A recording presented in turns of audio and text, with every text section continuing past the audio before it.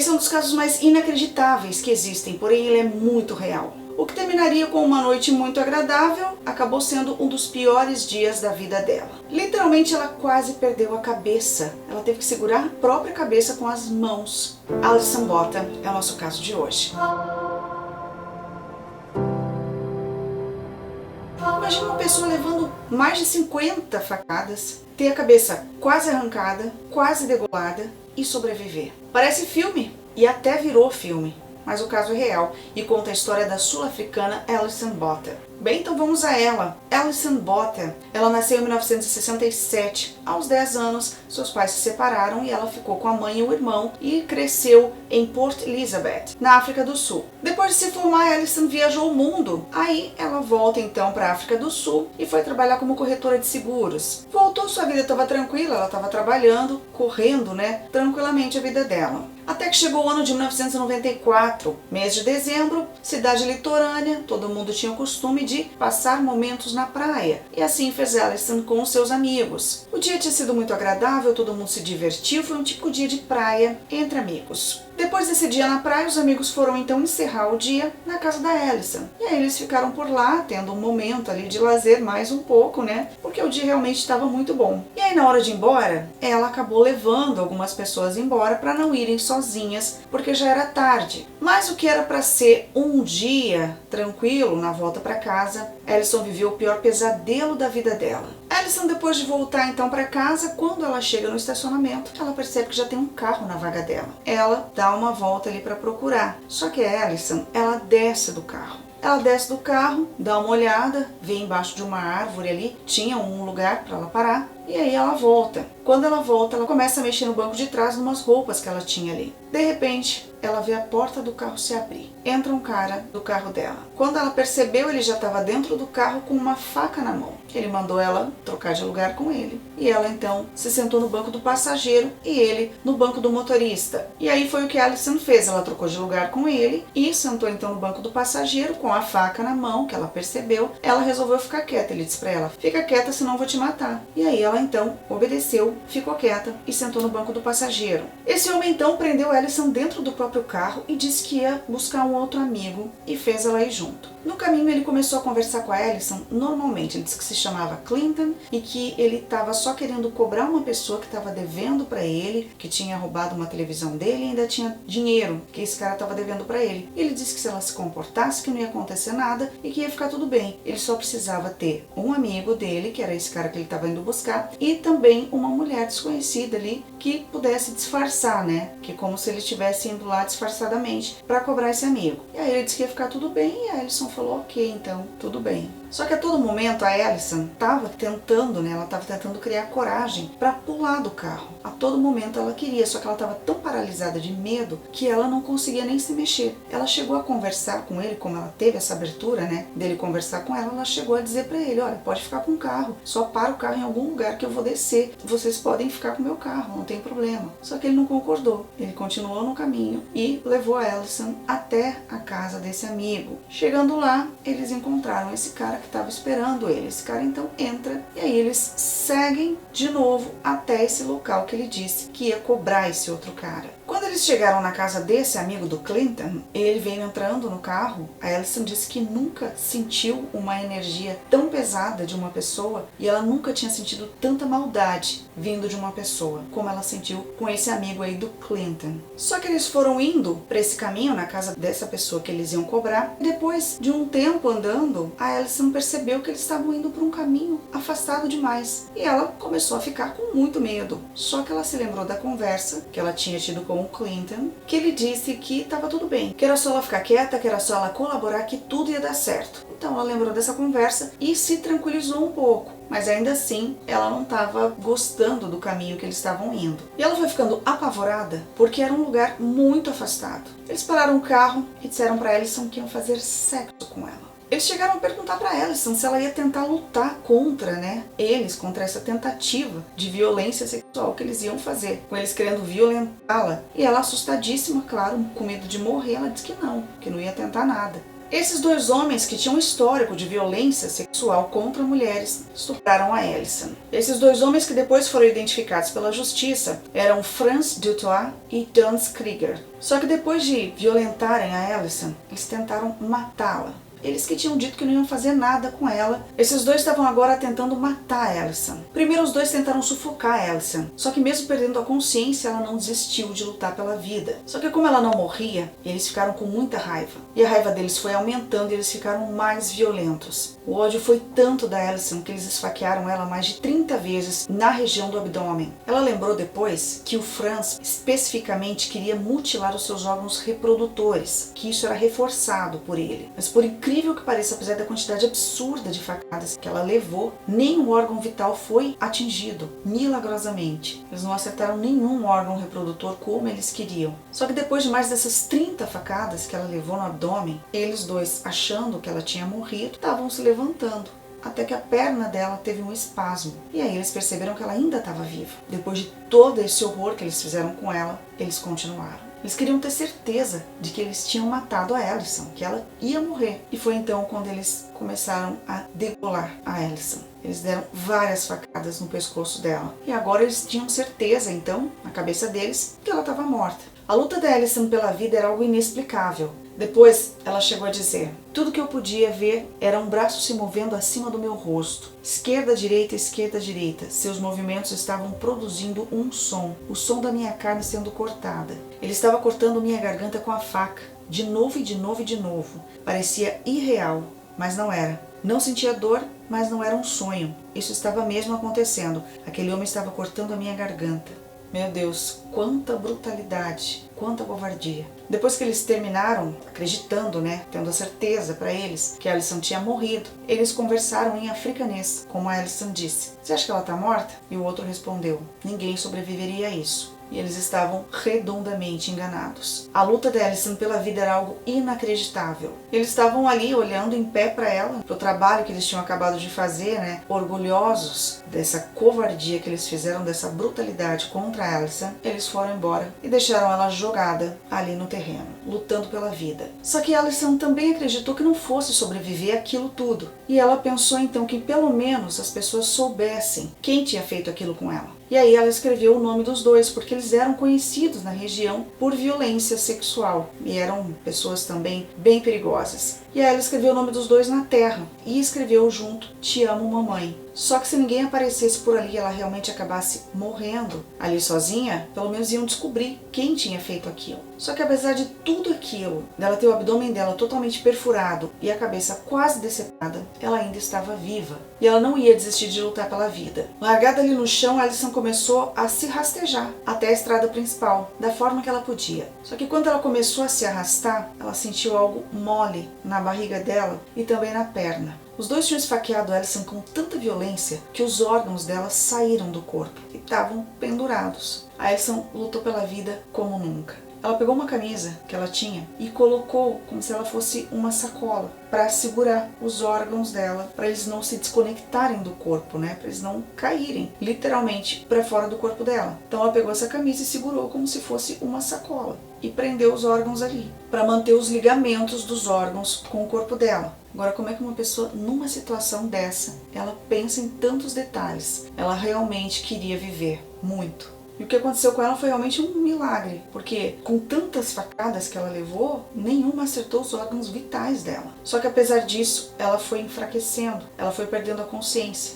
porque ela estava com a cabeça praticamente degolada. A violência dos ferimentos causou uma dormência na Alison, da cintura para cima. Só que apesar de ter sido praticamente decapitada, um dos furos que ela tinha na garganta foi o que ajudou ela a respirar. Gente, essa história é realmente inacreditável, mas é real. Ela disse que depois, ela disse que nesse momento ela teve uma experiência extracorpórea. É como se ela tivesse saído do corpo e se visto naquela situação e em um momento de quase morte. Algo dizer para ela: ou você vem e morre, ou você volta e assume os riscos. E aí nesse momento ela disse que ela pensou que ela só queria sobreviver. Tirou forças de onde ela não tinha e ela foi lutar pela vida. E foi nesse momento que ela se levantou. Com uma mão ela segurou na camisa os órgãos dela apertados para não caírem e com a outra mão ela segurou a cabeça dela. Então imagina essa cena, meu Deus do céu, como ela conseguiu, de onde ela tirou tanta força. E o mais chocante de tudo é ela ter sobrevivido para contar essa história. E fica cada vez mais inacreditável ainda.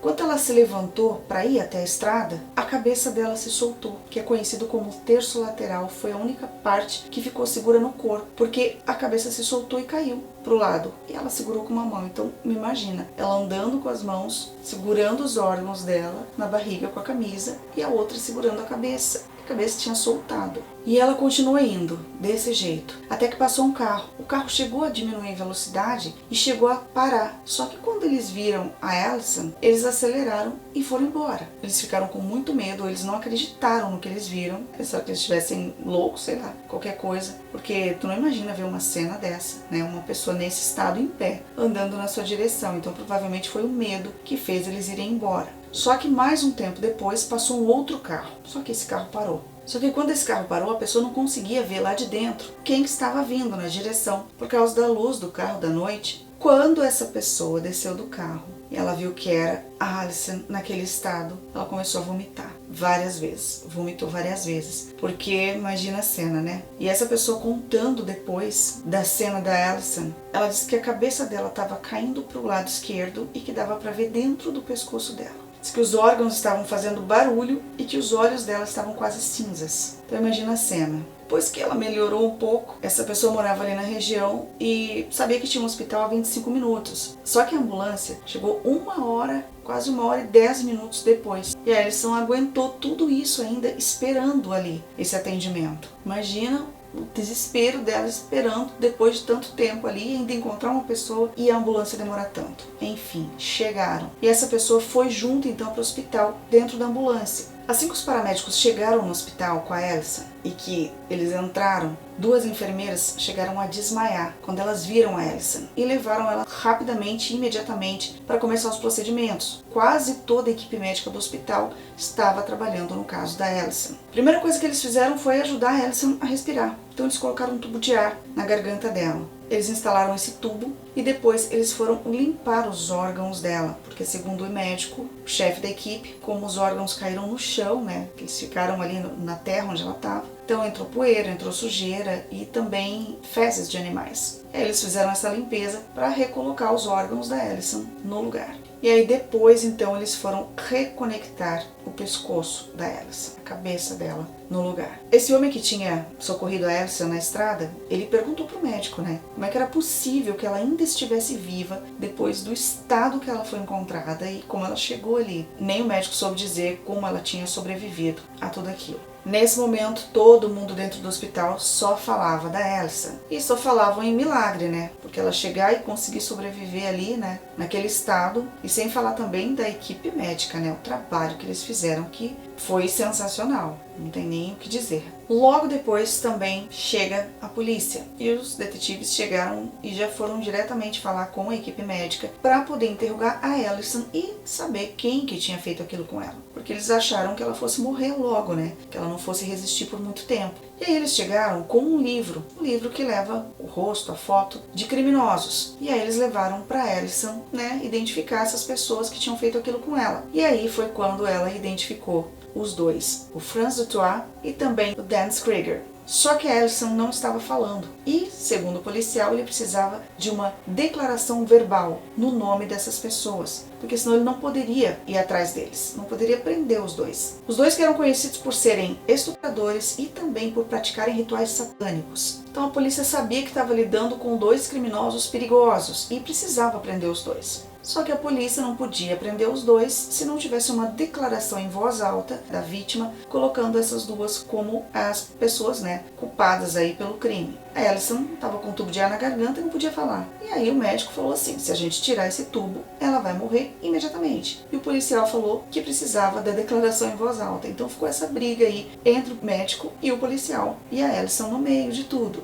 Agora, gente, sério, se a pessoa já está identificando as duas ali como as pessoas responsáveis pelo que fizeram com ela, como é que não é válido? Como é que ela tem que falar? E se fosse uma pessoa muda, por exemplo? Não faz sentido. Enfim, ele disse que não podia e a Allison chegou e disse que era para tirar. Fez sinal ali que era para tirar. O médico falou, então tá bom, por tua conta, né, e risco, tirou e ela falou rapidamente o nome dos dois em voz alta e o médico colocou de novo. E ela sobreviveu. É inacreditável. E aí então o policial saiu dali correndo com a sua equipe e conseguiu prender os dois. Felizmente. O tempo foi passando, os dois já estavam presos e a Allison se recuperando. E o corpo dela foi voltando a funcionar perfeitamente. O útero dela tinha sido, destruído praticamente. E segundo a equipe médica, ela jamais poderia ter filhos. Só que o impossível para Allison não existe. E ela acabou tendo então 2 filhos um tempo depois. Olha que loucura.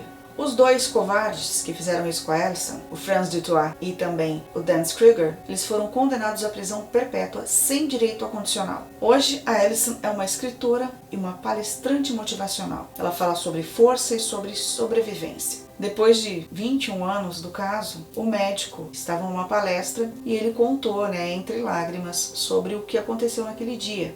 O chefe da equipe, contando sobre como foram os procedimentos aí no caso da Allison. E todo mundo ficou impactado, Todo mundo que viveu aquele momento, da Allison ficou realmente impactado e mudou a vida dessas pessoas. O promotor também, o detetive e o médico que foi atender a Allison na ambulância, que foi junto com ela até o hospital, Tian Eiler, na época estudante de veterinária e depois conheceu a Allison, acabou fazendo medicina, a medicina tradicional, teve um bebê e batizou o nome do bebê de Allison. Depois de um tempo já com a família formada, a Allison disse que precisou se preparar muito para contar para os filhos o que tinha acontecido com ela. Ela não queria que eles soubessem pelo livro que ela escreveu, I Have Life, Eu Tenho Vida, e nem pelo filme, que foi baseado no livro que conta a história da Allison. Ela disse que ela queria falar para eles. Mas ela disse que ela não falou muitos detalhes, nada além do que eles tinham perguntado para ela, que era o suficiente que eles precisavam saber naquele momento, que eram muito novinhos. E que quando eles crescessem, eles poderiam entender melhor o que tinha acontecido com ela. Falando então sobre o filme da Allison, filme de nome Allison, de 2016, a princípio ela não queria que fosse um filme dramático policial. E ela também deu graças a Deus que não foi fazer a reconstituição, porque ela não queria ver nada daquilo de novo. O juiz que condenou os dois, o Franz e o Dance, fez uma participação no filme, mas em forma de entrevista. E ele disse então que ele precisava assegurar que esses dois jamais voltassem a conviver em sociedade e também se tornarem